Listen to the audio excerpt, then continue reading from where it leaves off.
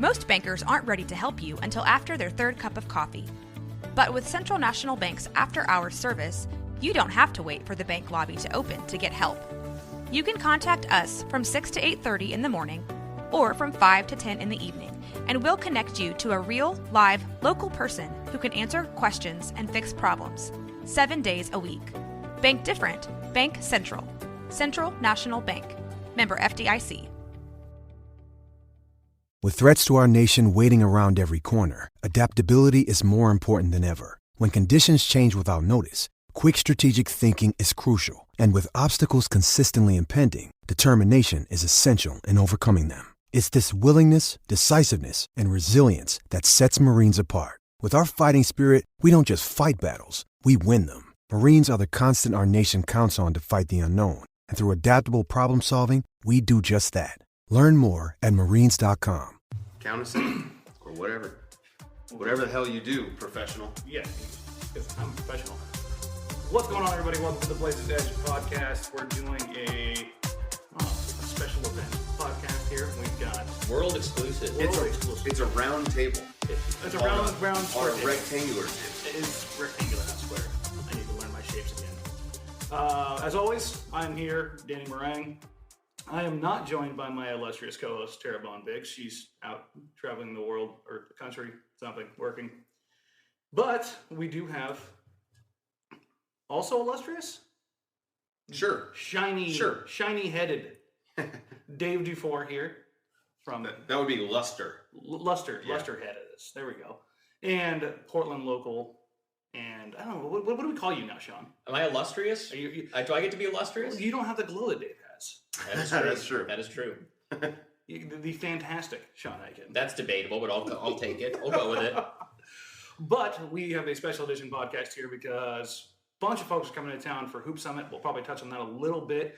And we're recording this on Sunday night, so we just had a awful loss to the Spurs, which we'll touch on a little bit. But I think there's some broader stuff I think we need to get into more when we get into the...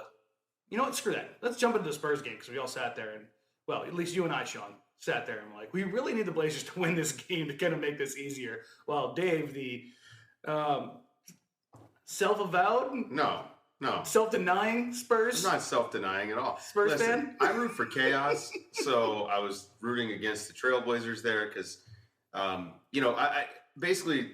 want every team right now that's battling for a playoff spot to continue to battle because I want Wednesday night, the last night of the season, to actually mean something. I also want to just clarify kind of something about the different perspectives here. I grew up in Portland. I grew up a big Blazers fan. Having done this professionally for however many years, like the fandom is kind of gone from me now. I'm entirely rooting. You're empty, void, and dead. Exactly. I'm totally dead inside, but I need the Blazers to get the 3 seed because that's their easier path for them to be here longer, to be in the playoffs longer, which means there's more for me to cover here. Yeah. So I'm entirely self-interested. I'm all about that. Dave, remind me, where is it again that you're moving to? Moving to San Antonio, Texas. It's completely unrelated. On an unrelated note. It's not like I'm moving there because I love the Spurs so much. All right, so where did we start last night? I think the beginning of obviously is Damian Lillard making his return. Yeah. I don't know your guys' views on this, but I was scared to death of him coming back because every time he comes back, it's always one of those things that it becomes a nagging injury. This time of year is the last thing you want to see. And with Dame, the only thing that dude ever injures is feet and ankles. So when he has that issue, it's kind of like, can we not? But I think it kind of shows how important that game was last night. Because if they win that game, as you were talking about, Sean, like that kind of nails the 3rd seed down. It's not 100%, but man, that goes a long way. Well, it comes down to that they weren't able to capitalize. They had this opportunity in the other, even before Dame got hurt, they should have beaten Dallas. Yep. Because Dallas is... Let's not forget that awful loss. Dallas is openly tanking. You know that's that's just a game that the Blazers should win since they're still fighting for a playoff seed or whatever. And then the other night in Houston when Dame was out, they still almost came back and won. And Chris Paul hits that floater, with 5 seconds left to seal it for them. But if the Blazers had won one of those 2 games, they can probably afford to sit Dame for this game because it's not as much of a must-win. So I feel like them losing that, dropping that game in Houston, dropping the game in Dallas, one of those two. Now, if they had won one of those two games, they're in a much more solid footing for locking up that 3 seed. I still think they're ultimately going to stay in the 3 seed, but they have to basically, either win out or they have to at least beat Utah on Wednesday. But I think it definitely, like, them not winning one of those 2 games forced the issue a little bit. And now Dame came back and they're just like, and okay, that's why Dame's out. We need to bring Dame back here to, get this win against the Spurs, who still don't have Kawhi Leonard. Like they're still kind of shorthanded. They feel like they're beatable. But now, like, losing this game now, it really comes down. They really need this game against Denver tomorrow.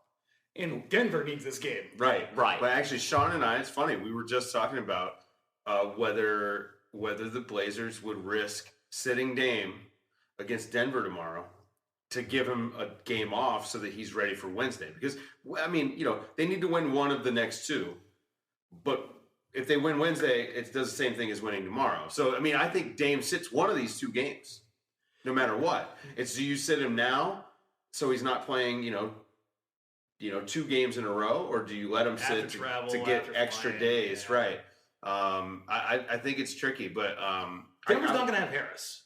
Right. So, I mean, if you're looking at like that silver lining, like maybe we could get away with this. Like if you think you think they'd have an easier time beating the Nuggets without Dame than the Jazz. Oh God, yeah. I mean, that goes without saying. I mean, anybody who's been listening to the podcast this year knows where I sit on Donovan Mitchell. So, and just so you know, we're joined by the second biggest Donovan Mitchell stan, Dave DuFour, because he's going to try and claim that title, but it's mine. Yeah, sure. And actually, there are Donovan Mitchell highlights rolling on right in now. the background. And I was like, we have NBA TV on in the background here, and spoken to existence. Donovan Mitchell is just a monster. Going off against the Lakers, against the extremely shorthanded Lakers. Yeah. So, like I will say, as somebody who was we were just talking about like our rooting interest in this and my entirely self-motivated rooting interest. I was a pretty big Lakers fan today because I really needed them to beat So like, seriously, it's like the Lakers knew it and they're like, screw you for it. Right. See, I kind of don't respect that at all. I feel like they should be like, we want to mess up these playoff teams. See, if we're not going to make the playoffs, like we should try to spoiler. Yeah, exactly. Like, no, I feel like if I were on a team, if I were one of these guys on a team like this, like that, you're already eliminated from playoff contention, you should just be like, no, screw you guys. We're not just going to roll over just because you guys need to get into the playoffs. Especially one of these young cats. Especially because the Lakers are too good to be in the race with like Phoenix and Memphis and Sacramento for the worst record. Like if they're just kind of in that middle, they're going to end up with like the 8th, 9th, 10th pick no matter what. Why not try to mess up some of these playoff teams? Is Ricky Rubio wearing eyeliner? He's very Jared Leto. It's yeah, okay. That's a thing. So for anybody else who's wondering, just scroll back and watch Ricky Rubio's interview from NBA TV tonight because it's wonderful. Speaking of wonderful things, Dame did play, and Dame went Dame. Yeah. Dame did Dame things. The ankle looked okay. I think he ended up with 4 threes in the first quarter. Yeah. I know he started 3 of 5. I think he hit one more before the buzzer went off, but he ended up 6 of 12 from 3, 11 of 22 from the field. 7 turnovers is a little sloppy. But I think that's both, a nod to the Spurs pressure, and we won't really talk about the officiating in that game. The lack of fouls called and generating free throws by the Blazers. But otherwise, Dame did Dame things. I think we're going to expect that. He had a little bit of a rough patch there for probably 2 weeks after that absolutely nutty 2-month-long run. So Dame's back to doing Dame things, right? This is just in time for the playoffs because that's the Blazers key to ramp it especially up. Let's say they get past the first round. The only way you're going to beat the Warriors is by outscoring them, and so you have to have Dame and CJ doing what they do at their best. It's Sean out here doing segues, right? Well, and I actually think the playoffs, this playoffs in particular, is so important for this team. I think they need to win the first round. I mean, it's great that they're going to be the 3 or 4 seed. I really think they need to win a first round series. And, they could wind up playing the Pelicans, who have played them tough this year, the Spurs, who are always tough. Tough. Minnesota, OKC, or Denver. None of these are great matchups. I'd argue Denver's a great matchup just because there's something there, I think, on the mental level where Nurkic is going to be get up for that. Listen, Jokic had the one good game. Jokic, and this is not Jokic slander. Jokic is a fantastic player. We're all team Jokic here, right? We are. Yeah. But Nurk has something special for him, and Jokic got him once this season. But Nurk has had his bag against him. Right. every single time. Nobody wants to see Jimmy Butler come into Portland. Portland does not want to see Jimmy Butler. That Jimmy Butler, Andrew Wiggins, is a physical nightmare. I'm not that worried about the Timberwolves. What Minnesota's been able to do to them with that size and just punish them endlessly. I know there's other things that are going on. Their defense is so bad outside of Jimmy, though. I haven't been impressed with Wiggins that much this year. I think. It's really going to come down to so where do we know, Dan, you're more plugged in with the day-to-day Blazer stuff than I am, but what is, I know we saw earlier that Ed Davis is supposed to be available tomorrow. What's the deal with Harkless? Is he going to be back for the playoffs? That's the thing with this injury. And when it first happened, this is what scared me because I've had this surgery done. I've had the loose body removed. There's no such thing as a minor knee surgery. Yeah, and we found out with Kyrie Irving where it seemed like it was going to be a minor thing, and then he's out 5 months. Despite what you may have read on the internet. Yeah. So anytime they basketball Twitter people who think they're doctors. Yeah. Yes. And that's why I always err on the side of caution. Anytime you're getting your knee cut open because things can go wrong very, very, very easily. With that injury, I've seen a few people. There was something that put out in the Oregonian about a week ago talking about how the doctor himself, or not the doctor performing, but another doctor who's performed the surgery and also has had it done to himself. It took him 3 weeks to come back from it. This isn't a high-level athlete. I mean, there's other things at play here, but it's about range of motion. It's about flexibility. It's about being able to play on it with a comfort level. There's a lot of things that go into that, and if he's not right, he's just not right, and you don't want to. And this is a little bit of hyperbole, but you don't want to Brandon Roy him. And even even if on paper, this injury is supposed to be just a 2 or 3 week thing, every individual body is different. Like you saw, Kawhi Leonard and Tony Parker basically had the same. Tony's was 100 times worse. Different varieties. Well, right. But so Tony's was a more severe tear, and he's about 10 years older than Kawhi, and he has been back for most of the season and looked fine. And Kawhi, who is 10 years younger or 8 years younger or whatever the age difference is, and it's a pretty significant age. And athletically, and his injury was on paper not as severe, and he hasn't been able to come back basically all year. Yeah. So you can really never predict this stuff. I mean, that is one thing, and I realize Jimmy Butler is a gamer and he's tough. I covered him for 4 years in Chicago. Yeah. That's just kind of how he's wired. But him coming back from this this meniscus injury. And I know Russ has had this version of that surgery. He's come back and he's been fine. But with how many minutes Jimmy plays and how hard he goes, all of that, I'm not worried about that. That's legit concern, but I think even for the Portland side of things, if Harkless is ready, you play him. If he's not ready, you don't risk it. You just don't, because the long-lasting effects, what could possibly happen. I hope players start looking at what happened to Isaiah Thomas last year. And of course, he had some other stuff that was off the court that was horrific. And he even said recently that he didn't regret playing because it helped him get through the death of his sister. Right, and that in the grand scheme of his life is going to be more important. Yes, but at the same time, that man cost himself a lot of money by going out there and playing for a team that wound up dumping him. It's a business, right? So, I always, and Dan and I talk about this all the time, man, with the Kawhi Leonard situation. All three of us are team get your back. Yeah. Get paid. But also, and take care of yourself so you can get paid. Yeah. If an athlete doesn't feel right, he shouldn't play. No. Plain and simple. I agree. I was in Chicago during a lot of the Derrick Rose stuff where he was getting crushed for not playing through every single little thing, and he got killed for his, saying, "Oh, I want to be able to walk at my kid's graduation." You should. You're a dad. You should want to walk at your kid's graduation. I have no problem with that whatsoever.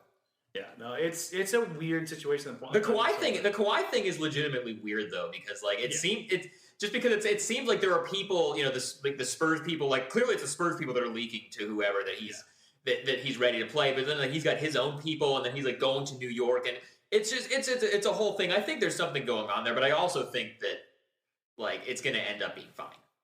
It's the Spurs. I have no comment. I fully guess that they are going to offer him the Supermax this summer, and it's going to be too much money for him to turn down. Can't turn it down. And then it's going to be, LaMarcus Aldridge wanted a trade in June, and he signed an extension in September. Yeah. That is the wonders of R.C. Buford and Greg Popovich. Yeah. I think that's kind of where it all sits.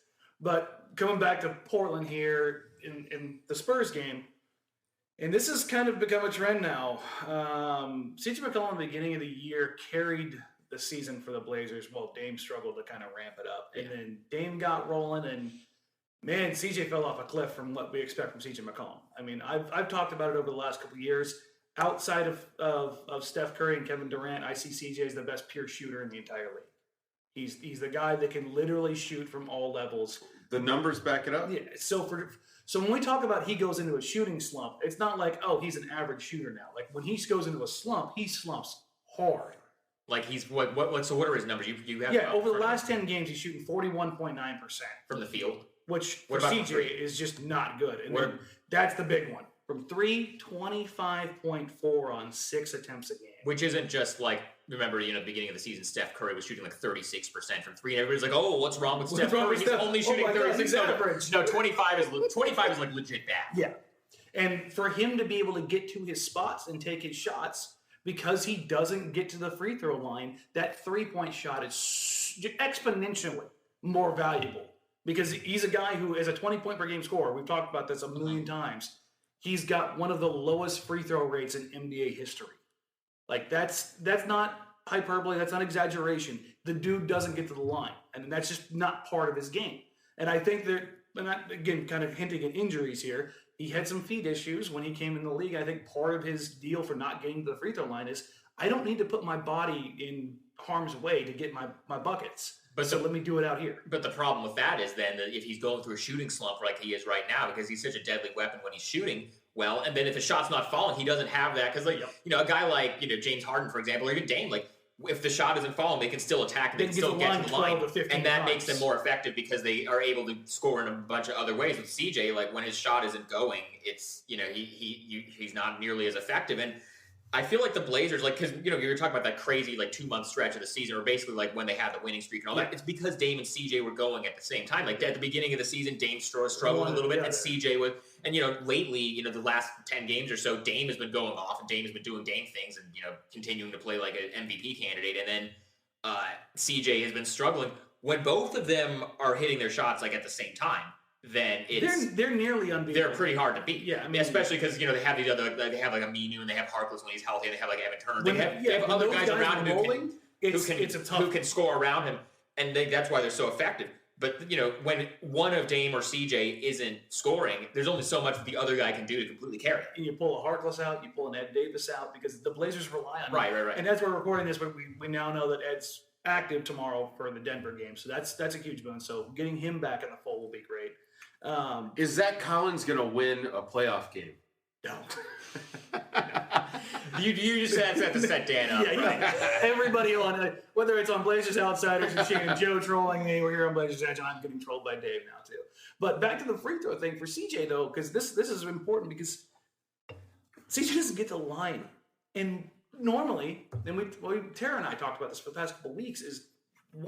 I had a listener ask if CJ was overrated. I don't think CJ is overrated. I think he's properly rated as one of the best second options that you can find. He would be overrated if people were saying, oh, he has a case for MVP. Then he'd be overrated. He's generally seen as, even though he hasn't made an all-star team because he's an all-star level contributor. Yeah. Like, I think that's generally what people see him as. That's what he is. I think properly rated is the way it is. Exactly. But when he falls off, because he has not necessarily holes, but he goes about his scoring in different ways, when he becomes less effective and less efficient, it becomes so much more glaring. So he's getting the line 2.3 times per game over the last 10 games, which, I mean, Nurkic is getting the line 2.5 times. So we're not talking about getting the line a whole lot here. Here's the problem. CJ, who was a 91% free throw shooter last year, is shooting 78% from the line. He's dropped some clutch free throws. He's dropped some clutch shots this year. His clutch performance has been not good this year. And in contrast to last year, that's crazy, because he's one of the best clutch performers in the league last year. So I don't know about you guys. At least for me, I'm beginning to get ever so worried about CJ. And this is the first time in his tenure as a starter where I've ever had any kind of pause about CJ. Where are you guys sitting at him with right now? Well, Russell Westbrook is also having a rough free throw shooting year. And with Russ, I do think it's the rule change, where the guys can't leave the circle. Because it's part of his routine. Right, part of his routine. I think it's messed him up a little bit. Not to mention the bulky knee. But with CJ, I can't remember. Did he have any kind of weird thing with his routine? Like, I mean, this is what I know of. This is where I think this is that putting the coach's hat on, right? For a guy to drop off that much, there's got to be something. it's either physical or it's mental, right? And so I don't think there's a mental block with his shot, so I wonder maybe it's something physical. Maybe he's been working around something all year. I don't know. Which, I mean, that's not out of the realm of possibilities. Right. I mean, I've talked about this a million times, Sean. You've covered the league. Yeah.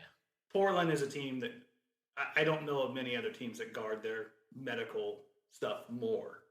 Well, in the current era, back in like the Roy Oden years, it was a totally different thing. But right now, I think they're kind of overcorrecting from how much of a disaster that whole year was with the medical stuff. And that, they don't leak stuff.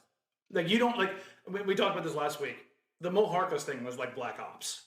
Yeah. Like all of a sudden, not like it was Mo has a bulky knee and he's fighting through it. Now he has an MRI and he's flying back to Portland. Like, how did you sneak off and get an MRI and nobody knew about that?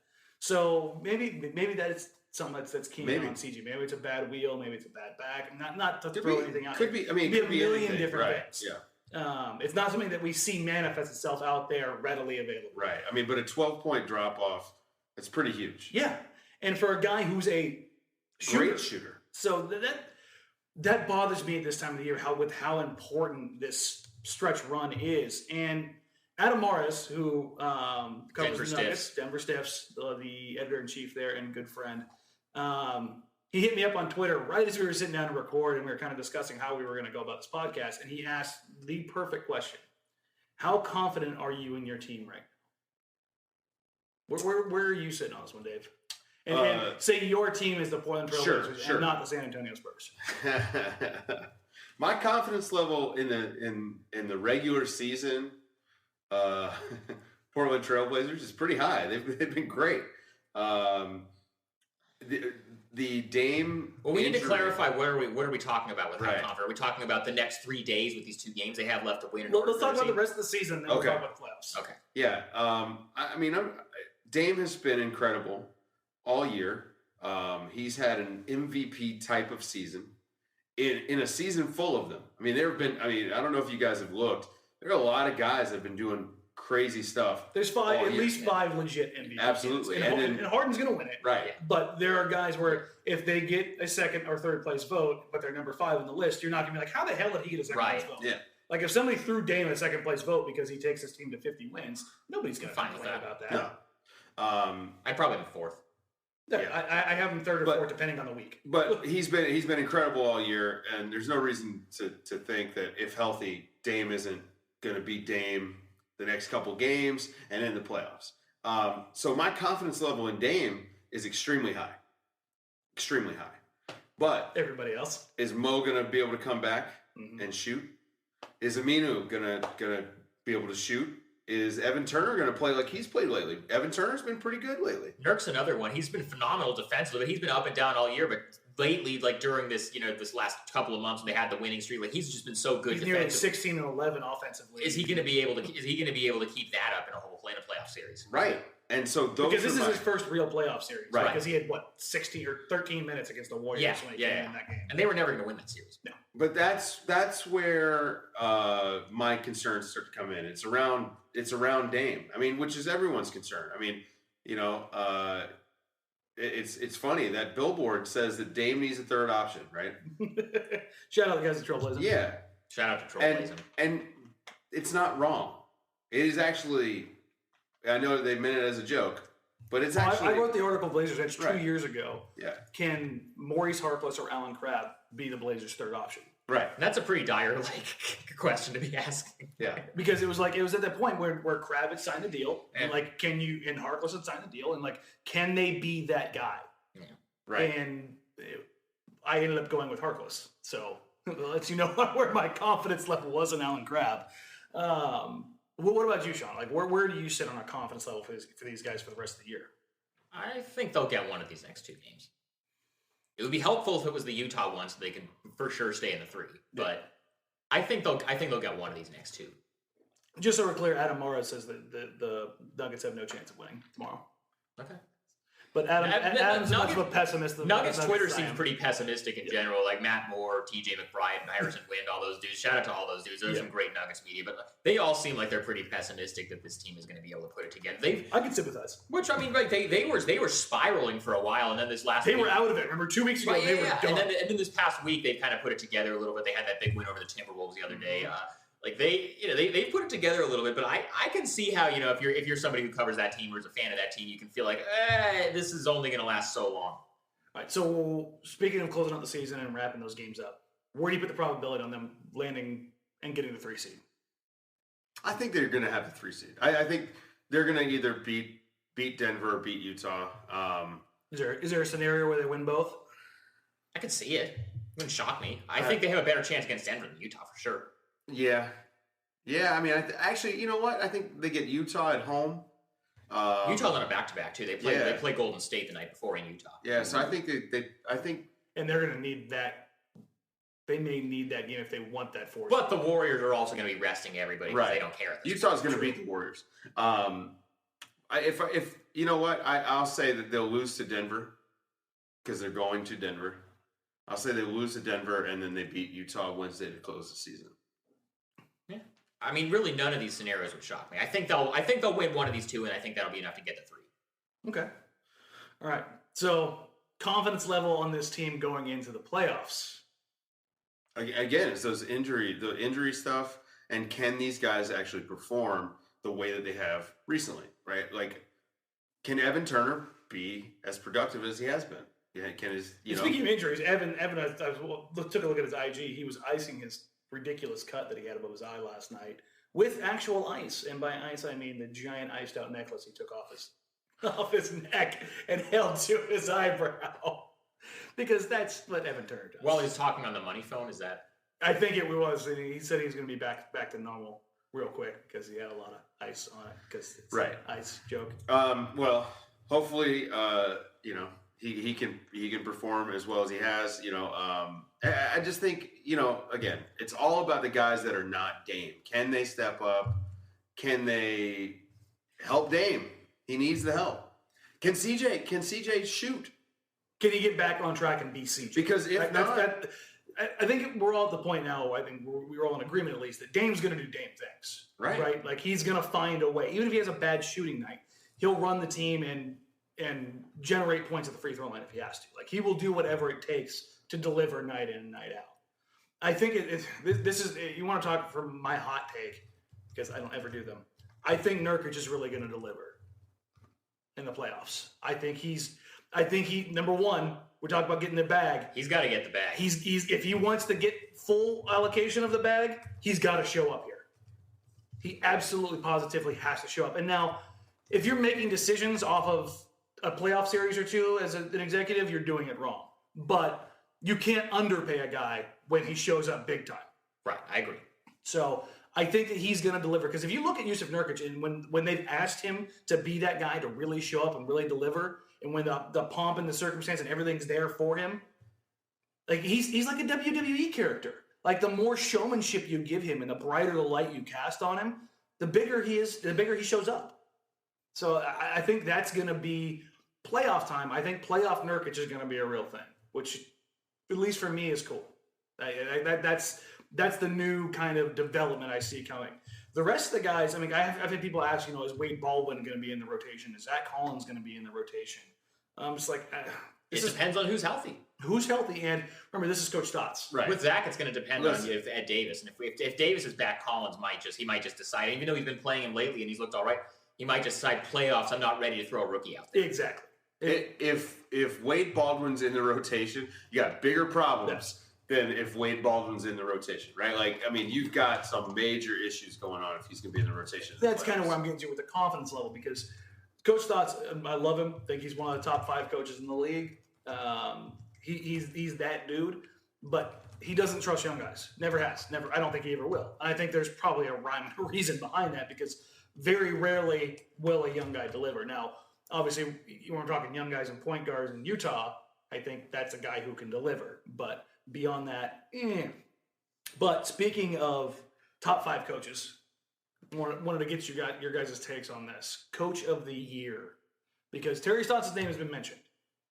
I think he's in the conversation. And we were talking about this before we went on air. It seems like there's 5 guys that are kind of in the conversation, and you can order them any way you want. I would personally lean towards Casey, just because, the way that he's been able to kind of, they've gotten this reputation of playing a certain way the last few years when they've had this run, with this group. Mm-hmm. And, the fact, he's been able to completely reinvent how they play, and then also work in all these young guys like Van Vliet and Pirtle and Siakam. Make them viable. Yeah, absolutely. I think I would, and, for them to get the 1 seed, and I know the East isn't the West, but for, still getting the 1 seed, that's still pretty impressive. I would kind of lean towards Casey, but, I think Stotts has a case. I think Brad Stevens has a case for how many injuries the Celtics have dealt with, especially losing Hayward 5 minutes into the season and they go on that win streak. I think he's got to be up there. I think Nate McMillan has to be in the conversation because, no way anybody thought Indiana was going to do what they're doing this year. And so if you want to talk about, he's my dark horse. If you want to talk about doing the most with, the least amount of expectations, the least amount of talent, I think, McMillan has to be in there. And then Quinn Snyder's the other one. Yeah. We're sitting here thinking, I was like, who we're forgetting in this? Brett Brown. Yeah.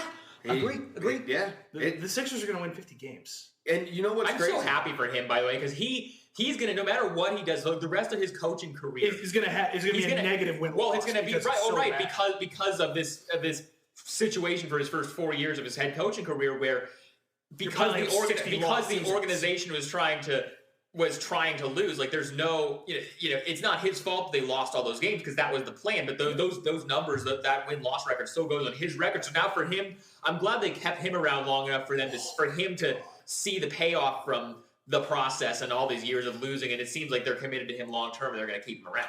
I think one of the really interesting things about a lot of these guys that we're talking about, Snyder, Casey, Brett Brown, Stevens, look at some of the guys in their starting lineup. Donovan Mitchell, rookie. Mm-hmm. OG Anunoby, rookie. And Toronto's defense has been fantastic because of Anunoby. Because OG's been fantastic for them. Stevens has been playing. Jaylen Brown, second-year player. Jason Tatum all year. Before he got hurt, Daniel Tice. Right, yeah. Tice. That, to me, speaks to the coaching. Right, it's pretty incredible. And so, that's where... If you want to go even in Stotts, Collins... He's come around. Here's the thing. I've bagged on Collins plenty. He's not as talented as those other guys. No, I don't think so either. Yeah. But, the guy that we saw at Summer League, that was one of the worst players I think I'd ever seen. It was pretty Summer League. And that's not to throw shade at the kid, because I hope he does well. But it was bad. It was to the point where it was almost sad. You kind of felt bad for him. So, if you're talking about, how much he's grown from there till now, that's huge. Because he's had nights where he's been a big-time contributor. On the national stage last week, he had the 13-point quarter. He's had some good games. But I think, again, one more guy that I think deserves, at least an honorable mention in this conversation for Coach of the Year is Alvin Gentry. Keeping the Pelicans competitive. I don't know how much of it was Davis and how much of it is Gentry, but, Boogie Cousins goes down. I kind of thought they were finished. I thought there was no way they were going to make the playoffs. I thought he was going to get fired this summer. Oh, right. Yeah. And so, now, probably not.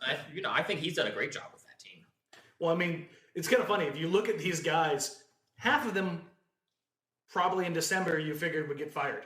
Stotts was on that list. Yeah. McMillan was on that list early on when they were struggling. A lot of people thought Casey was going to get fired during the summer, especially with Masai saying that we needed a whole culture reset.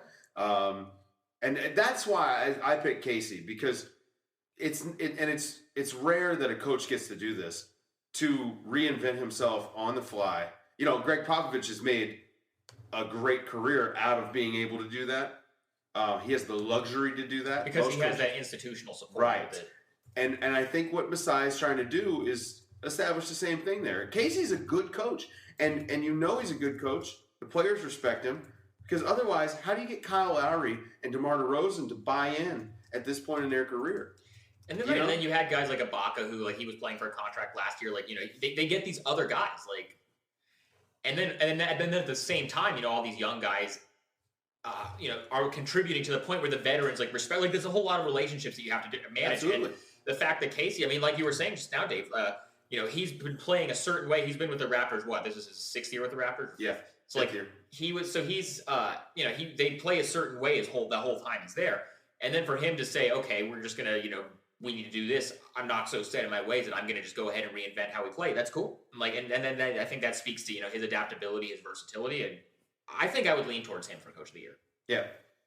Yeah, I think I'm probably falling in the same spot. I want to give it to, first of all, I think the most deserving candidate, because I think sometimes, like, Pop not winning it for multiple years. I know they don't. It's going to go down in his. I don't know how many times Pop has won Coach of the Year. He's won like 2 of them. Yeah, and it's the kind of thing like Shaq only won 1 MVP. Yeah, exactly. It's one of those things that's just stupid. Like, I want to see it go to the deserving candidate, and I think Casey's probably the front runner.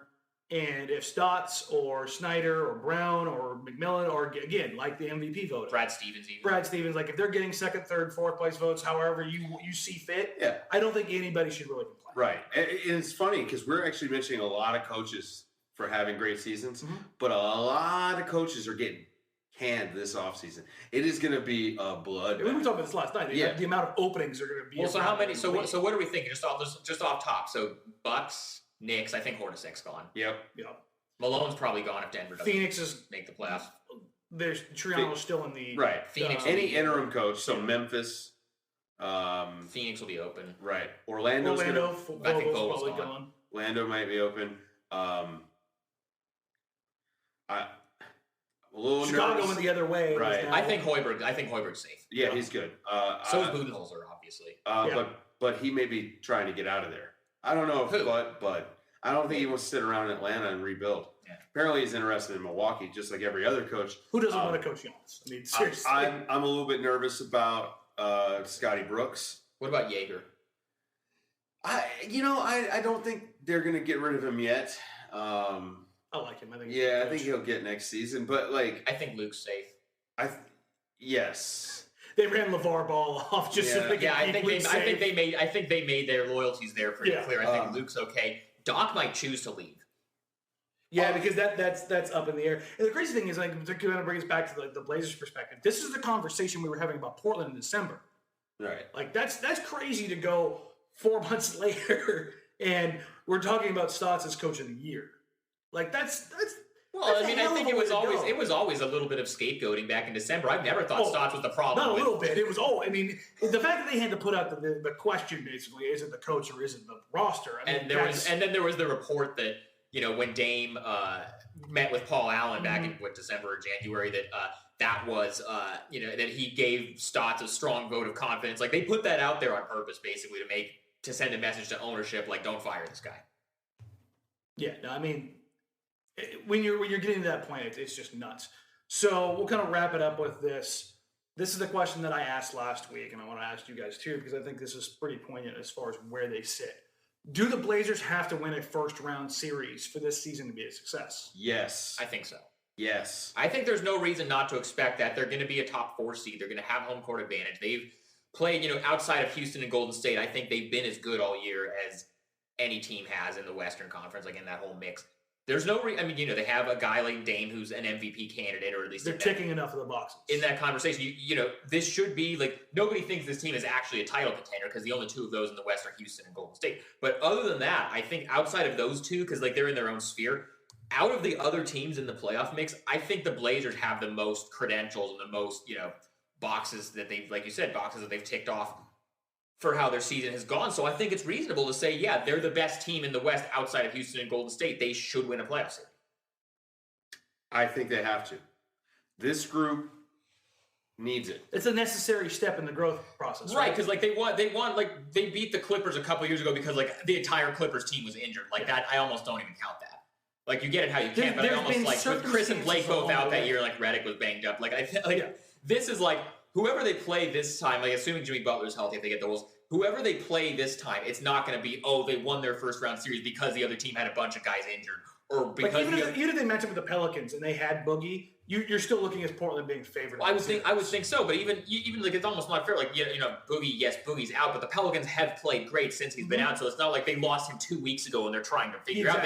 They've not had him for 3 months. They know how to play without him. Like, I think any series that they get, it would be a fair fight because both teams are going to have, for all intents and purposes, all their guys healthy. Yeah. And so because the Blazers, I think, have had the best season, they have all these credentials, for any team outside of Golden State and Houston, you should look at them as the favorites. And so if they do not the win a series, if they don't win a series, I think it is fair to say it's a disappointment.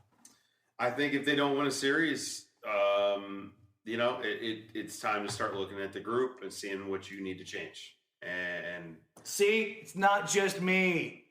Because listen, man, stagnation is a real thing. Yeah, it is. Because we talk about how great the Blazers' continuity is, that all these guys are coming back and they all buy into stocks, but how much does that mean? Well, right, and I saw this in Chicago the year obviously this came with a coaching change, but when they fired Thibodeau, brought in Hoiberg, they kept the roster basically exactly the same. And then you had, these guys like, Jimmy Butler and Joakim Noah and Taj Gibson and Pau Gasol and Derrick Rose, all these guys that had been together for 5 or however many years. And you could kind of tell that whole year that they were all just sick of being around each other. Mm-hmm. So what Neil O'Shea is going to have to do this summer, whether they win this first round series and whether they make a deep playoff run or whether they get eliminated in the first round, he's going to have to walk this line of wanting to keep as much of this group together as possible so you keep that continuity, but not have it go in the other direction where it just gets too stale. Who's not. Right, exactly. And that's not a shot again at anybody on this team or on any team. It's like where you work today in the regular day. That's going to happen. There are people that you love today that in a couple of years you will not want to be around for long periods of time. These professional relationships run their course. It happens. And it's not an indictment of any of these guys. Yeah. And, I would think that Dame is, enough of a leader that, and good enough at relating to guys, and so is Stotts, that, they can make anything work. But, you see this happen. You see guys, relationships run their course. Maybe Stotts decides, maybe Dame decides, Stotts, he kind of wants to do something else at a certain point in a few years. This stuff happens. I think for right now, this continuity is great, but I'm worried that in a few years it's going to get stale. Yeah, so the next move in this evolution is win this series and make the evaluation process. Right. The next rung on the ladder, you're like, okay, here's what we need to do. Now it's like, okay, now we legitimately have won a first round series without the help of everybody on the team being injured. Now what do we do to try to get ourselves into that Golden State Houston tier of actual contenders? Yeah, so this is they're tertiary contenders right now. And I know you'll be talking about this, once they're out of the playoffs. If they lose in the first round, the CJ McCollum trade. No, it's good. Just crank the stove because that's all anybody. Really I still lean against it, but I do too. But the conversations are going to happen. Right? No, that's what I mean, and that's not to say that you're saying it. That the trade's more likely or more viable, but the talk will be they can't get it done. And I think that, and again, that's why earlier we were talking about for the first time, at least in my tenure covering this team, CJ's drop off in production and performance over the last couple of weeks and these kind of weird peaks and valleys that he had this season where he's been capping consistency for the most part throughout his career worries me a little bit because it cracks the door on that conversation. It's kind of funny coming from me, the guy who's been talking about trading CJ since he became a starter. So I get the irony, folks. But okay, I wanted to wrap on that, but Rick Campbell just put out a tweet that we have to talk about real quick. 2017 NBA draft, he put out his best pick, worst pick, first and second round steal, overrated, underrated. So best pick, Donovan Mitchell. Worst pick, Luke Kennard. First round steal, Kuzma. Second round steal, Brooks. Overrated, Zach Collins. Underrated, John Collins. Is Zach Collins overrated?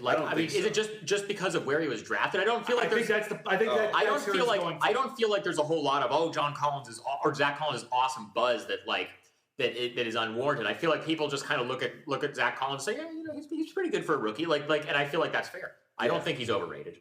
Yeah, I don't know about that. But John Collins doesn't get enough buzz, but that's because he plays in Atlanta and they're terrible. Yeah. What was the other one? So you had first round steal was Kuzma. I don't think anybody's going to disagree. Worst pick. I don't think Kennard was the worst. Kennard's all right. He's an okay player. This guy's a rotation player as a rookie. Who was the worst pick in the draft? So the thing is, this is such a good. It's a great draft. Depth wise, it's been really good. There's so many guys. There's 20 guys from this draft that you can look at and say that's a rotation player. Yeah, I mean maybe Patton, but we haven't seen him yet. Right? Yeah, I feel like you have to just kind of let. Except he gets a flyer. If a guy's been hurt, like Harry Giles, to me, might have been the best pick in the draft, but we won't know for 3 years. What about Justin Jackson? See, but he's not a bad player, and they got him at 15. That's not a bad pick. Let me pull up the actual. I would say it's probably DJ Wilson. No, see, but again, that's another thing. It's just Like I think DJ, he's shown some flashes. Yeah, I'm not sure, man. De'Aaron Fox hasn't been great, but I still am a huge believer in him long term. Me too. But as far if you're comparing it in a way that's like just about looking at this thing, it's like Bam's been good. Everybody's been good. What about except for Zach Fultz Collins has been better. And then Fultz, Terrence Ferguson hasn't played much, but he's yeah. It kind of lets you know how good this draft is. It's been really good. Like, it's the tough. ones that have been quote unquote bad or disappointing, there's almost always extenuating circumstances. Right. So Markelle Fultz obviously had the injury. And Fultz has looked great. Jonathan Isaac injury. I agree that Mitchell is the best pick. I think Tatum also should be in that discussion because of how good he's been as a rookie. Yep. We haven't seen much of Jonathan Isaac because he was hurt, but I think he's going to be real good. Yeah. Especially if they play him at center. Yeah. Markkanen has been great. Markkanen's been a lot better than I thought he was going to be when they drafted him. Ntilikina, I think, is all right. Up and down. Once he gets a coach that actually is willing to give him minutes, which Hornacek hasn't. And Ntilikina already is a really damn good defender. Yeah. So OG's been good. Jared Allen's been good.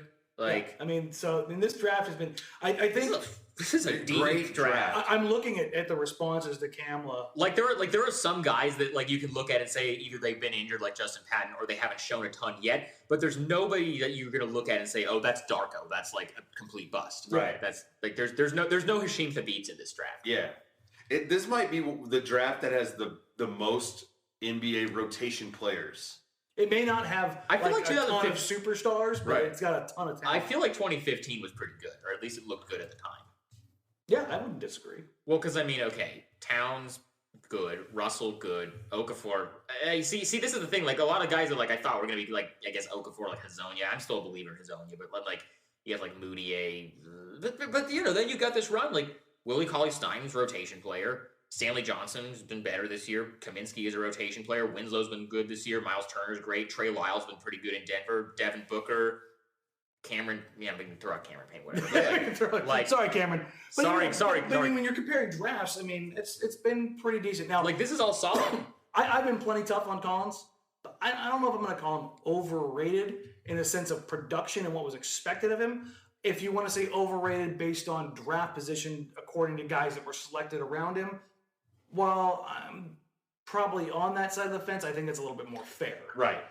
You can definitely say that he was drafted too early, but I think he's properly rated. People hammered him when he was bad, and since he's gotten better, people have said, "Oh, wow, he's gotten better." Yeah. I just think I don't know. It's I don't know, but it is what it is. And again, he may also be biased just because of the stuff that he takes in. He probably listens to a lot of Blazers Edge podcasts. Yeah, well, who doesn't? Yeah, who doesn't? Shout out to who was this? Rick Campbell. Okay, Rick Campbell on NBA TV. All right, final predictions. For Blazers in the playoffs. Okay. How far do they go?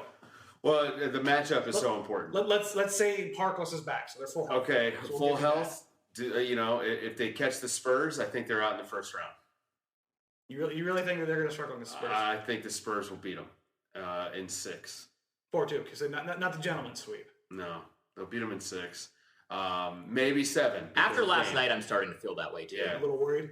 Yeah. So I think if they catch the Spurs win. But they probably beat anyone else, any of the other bottom teams. So they probably beat OKC, Minnesota, Denver, or New Orleans. But Spurs, that's the matchup I think everybody should want to avoid. Meaning, nobody should want the Spurs in the playoffs. Nobody. They're too good. Game-to-game adjustments are too good. And their defense is just absolutely insane. As the Blazers going to test to. Which is crazy to think about since they don't even have Kawhi. But DeJounte Murray, Danny Green, and LaMarcus Aldridge have just been incredible. And Kyle Anderson's been great. So anyway, that's where I'm at. I think that they beat anybody who's not the Spurs in the first round. What about you, Sean? Where are you sitting in? I think assuming they've got everybody healthy, I think they do get out of the first round. And then I think they play Golden State tough and lose in 6 or 7 in the second round. Okay. So that's kind of where I'm sitting at too. Because I think that if Golden State's nicked up, and Portland's fully healthy. If Steph, depends. Is Steph playing or is he just back and not 100%. If Steph is outright not playing, I think they have a legit shot at winning that series. Oh yeah, if Steph's out completely, I think that changes the dynamic. But if Steph is back and let's say he's at like 70 or 80%, I still think Golden State ultimately wins that series. But it's a puncher's chance. But it would be more competitive. If Steph is back fully healthy, they lose in 5. Yeah, I wouldn't disagree because that's still. For all the people that want to throw shade at the Warriors, they're still the freaking Warriors. For the love of God, people call especially yourselves. with Steph. Yeah. So we're going to go ahead and wrap it there. I want to thank Sean Highkin, Dave DuFour. Go ahead and shout out your stuff, gentlemen. Follow me on Twitter at Highkin, at HIGHKIN. I do a lot of writing for Bleacher Report, other outlets. Whatever I do, I'll tweet that out. You can follow me on Twitter at Dave DuFour NBA. You probably already do, though. I'm kidding. If you don't, you should. Yeah, you should. Very, very good at Twitter. No, I think I tweet some okay stuff. And yeah, I always throw all my stuff on Twitter. So, check out your podcast on the NBA with Dave DuFour. I'm giving you better plugs than Sean. you. Come on, man. Well, it's tough. We've talked about this before. It's hard, to plug your stuff. On the NBA with Dave DuFour. Actually, you know what? I got a really good podcast that I spent a lot of time on. That you're going to drop. Yeah, this is good. Tell us about it. Actually, talk yourself up. It's dropping sometime overnight tonight. I don't know when this posts. Tomorrow morning. So go check it out. Even if give you a taste of what I try to do with the podcast. I recorded a 2-part playoff preview, East and West. Split them up with 17 different people. Dan was one of them. And, we just I wanted to break down strengths and weaknesses. And I did it, I think, in a unique way. And whether people like it or not, I had a lot of fun doing it. I think everybody that participated had a lot of fun. And so, yeah, check that out. I actually am pretty proud of it and spent a lot of time working on it. So, good grind. Yeah. All right, as always, you can find me on Twitter at Danny Marang. You can also find me on Blazers Outsiders and NBC Sports Northwest on non-Blazer game nights during the season. We may have a few things coming your way for the playoffs. Maybe some more post-game action following some playoff rounds. And maybe a special guest appearance. Dave will be in town for the week.